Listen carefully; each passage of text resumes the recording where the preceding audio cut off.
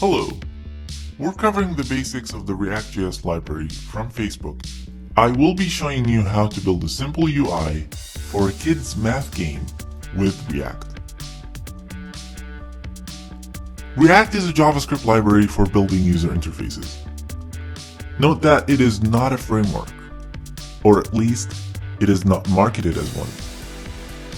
React is very small, and it does one thing, and it does it really well: the UI. Some people like to think about React as the V in MVC. MVC stands for Model View Controller, and React is the library to take control of just the view. This is good to remember. One of the most important concepts to understand about React is the component, which takes in two things: a state object and a properties object. Then the component uses those objects to render some HTML. Think of it as a function, with the state and the properties being the input of the function, and the HTML as the output of it. State and properties have one important difference. The state can be changed, while the properties are all fixed values. Components can only change their state, and not their properties. This is a core idea to understand in React, and we're gonna see some examples of that. When the state changes, the component owning that state triggers a re-render. Let's look at an actual example of a component. A simple one, without any input, and with just a simple h1 in a div output. On the left side, the component is written in a special syntax called JSX. JSX allows us to describe our DOM in a syntax very close to the DOM we're used to. It is, however, optional. React can be used without JSX, as you can see on the right side. In fact, React just compiles the JSX you see on the left to the pure JavaScript you see on the right, and then just work with that in the browser. What you see here is a JavaScript representation of the DOM, which React calls the virtual DOM. The virtual DOM is what gives React its edge and makes it really fast. Internally, when React recomputes and re-render components, it does it all using the virtual DOM in pure JavaScript, which is way faster than the browser's DOM. After that, React does something really smart. It computes the difference between previous and current virtual DOMs, and then writes just that difference to the browser's DOM. And by minimizing the browser's DOM operations, React manages to be really fast. Probably faster than anything else out there today when it comes to rendering the UI.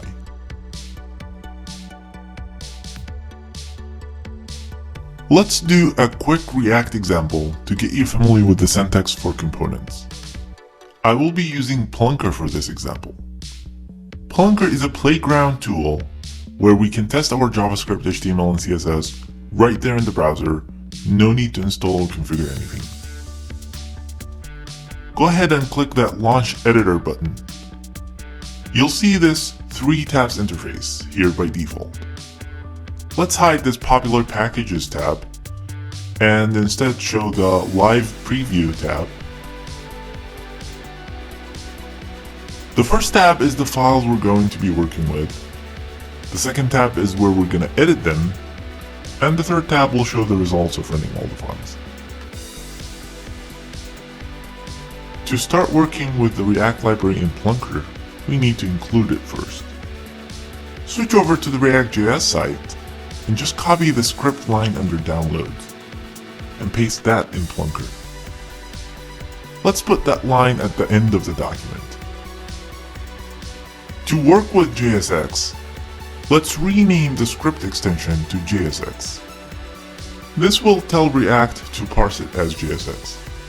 Then we can use it as a JavaScript in our HTML file.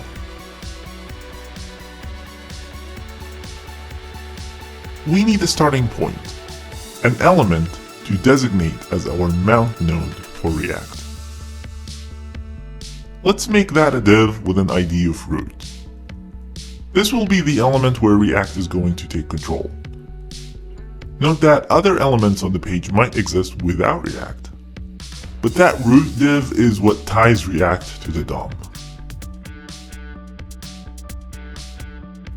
We're ready for our first component.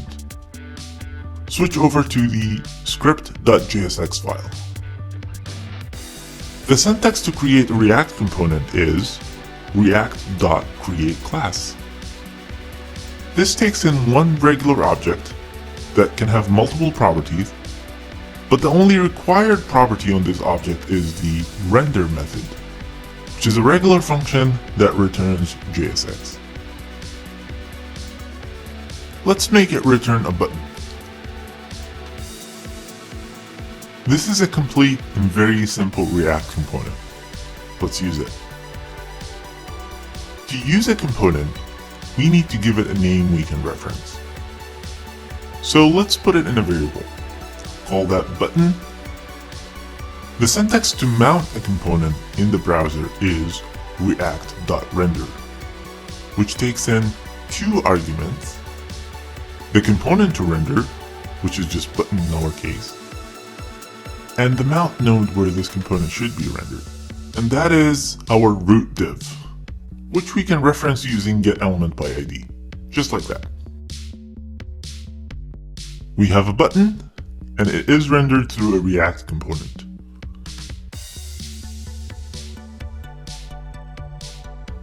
Let's add some interactivity to this so far boring example. Let's make that button increment a counter on every click and display the value of that counter as the button label itself. Sounds good? So the label of that button is going to be a number, like 5. And when I click that button, it will change to 6, 7, 8, and so on. Since this is something that needs to be changed through the component, it belongs to the state of the component. We basically need the component to re-render itself every time the counter changes. We can't use a property here, because properties are immutable. The syntax to initialize the state object of a component is this getInitialState function, which returns an object representing the state. The properties of this object are the elements of the state. For our case, we need a counter state, which should start from 0. And don't be like me and forget the comma after this function. Now, to actually use this state, or anything else dynamic within the JSX, we place it inside curly brackets. To reference the state, we use this.state.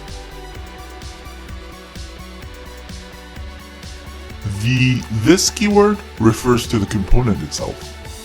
We're saying use the counter element of this component's state. We can see here how the button got rendered with the value of 0. You can try and change that state to see how the button is rendering the values you change. Perfect. We have a state, and we have a button that displays that state. Now we need to change that state when we click the button. So we need to define a click handler in that button. React comes with normalized events that are easy to use. For this case, we need the onClick event. And we're going to pass it a function name, which is also to be defined on the component itself. Let's call it handleClick. And to define it, you just add it to the component core object.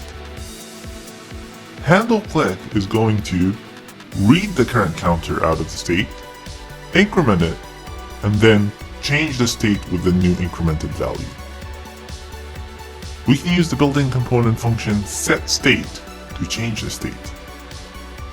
The value of the new counter is going to be the value of the current counter incremented by 1. And again, don't forget that comma. Let's see that working. One more time. We defined an event handler for the click method.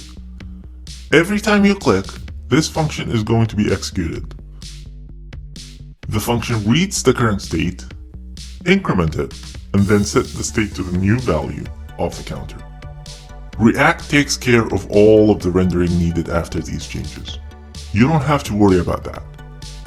Simple and powerful.